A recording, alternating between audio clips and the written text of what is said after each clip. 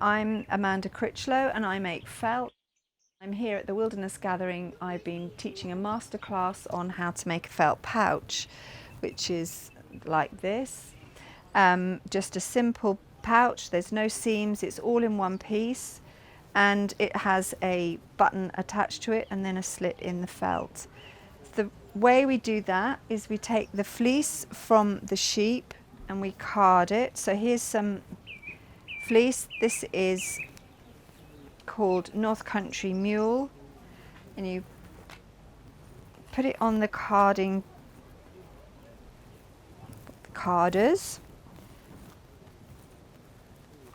and I'll just do a bit to show you because I have already started another pouch, but you want to get all the fibers going the same way. So you put it through the combs, through the carders, and get the... So I'll just use a little bit of this. This is what I've put on here. I'll just place a bit more on. And then I've decorated this one. I started decorating it with little bits. So this is Shetland, and I'm just using the curls to just give it a bit of decoration. Tuck those over. So I've dissolved some with hot water, and then I'm covering this,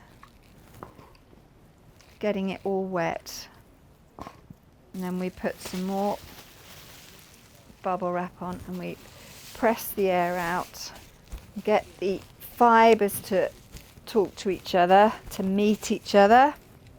Put some on the outside so that our hands will slip on it. Start working it without making the bubbles move on the fibers. So felting takes quite a long time. It's not a fast process, and you can't speed it up except with the hot water and the amount of agitation. It's thought to be the oldest form of man-made fabric. There have been samples of it discovered in frozen tombs in the Altai Mountains, dated to be about 4,000 years old. So they know that they mixed these with all sorts of things, with leather, with human hair, horse hair, bone, and they made amazing items ranging from hair decorations to clothing to their yurt. This is a gur, and this would have had felt all the way around it. So you work it and it takes quite a while.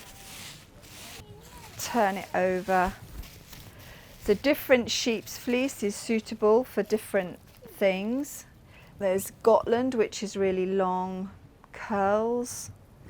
This is Shetland Moorit, which is a nice natural brown colour. This is light grey Shetland that's been commercially prepared, carded and put into what's called tops. So what happens is the scales on the hair shaft are being opened up. We're changing the pH of the wool. We're making it more alkaline with the soap and the hot water. When this has been rubbed enough, then we would roll it like this, and you'd roll it from all four edges so that it's got an even number of rolling, and then you turn it over and you do the same thing from this side, and then it starts to tighten up and shrink around the resist.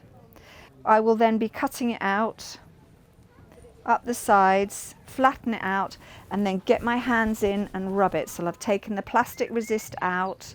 I'll then be rubbing it and working it, soapy, shaping it, making sure it's all fine, and then I give it a really good rinse to get all the soap out, and then I need to dry it. This one I've given a bit more of a base, a bottom. This one's flat. So there's a variety even with just the basics. And then when that's dry, I can cut a buttonhole slit and put a button on. So I'm I really love felting. I think wool is such an amazing, versatile fabric. It's water resistant, it's dirt resistant, it's just something that anyone can pick up and make with very basic, you know, drink bottle, holes in the top. You don't need any fancy equipment, and it's very satisfying.